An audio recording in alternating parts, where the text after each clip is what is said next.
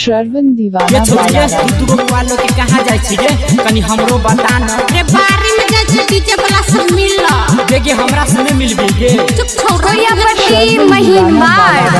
रखने छछौरी तू गो मोबाइल एगो सभी चिता दोसर के लड़ाई कोन छोरा तोरा देल कहूगे डीजे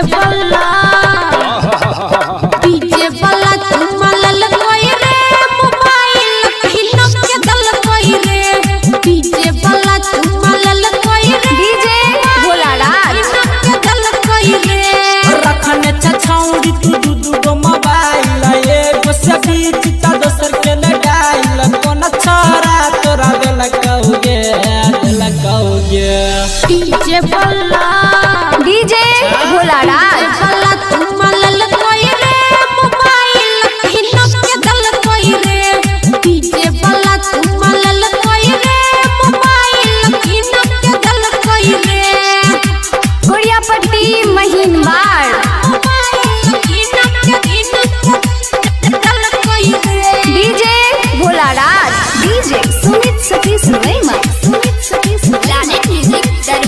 डीजे भोला राज छोरी हमरा बता न तू जल्दी के लागल को तोरा गलिया कहलदी रे छोरा हमरा पे बोल बेज ज्यादा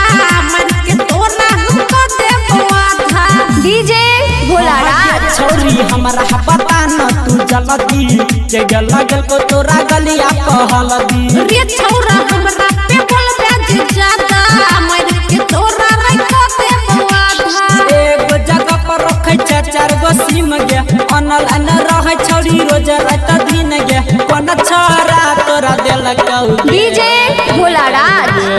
डीजे वाला तुम लल कोई रे मोबाइल हिनो के दल कोई रे डीजे वाला तुम लल कोई रे मोबाइल हिनो के दल कोई रे डीजे वाला मोबाइल हिनो के दल कोई रे डीजे भोला श्रवण राज दीवाना गुड़िया पट्टी महिमार कहै छौ रंजिता सुमन किसन पूरा को देना छौरी हमर मिशन तोरा सन के छोरा पीछे पड़ल हजार रे रमन जी यादव के बड़े पई भतर रे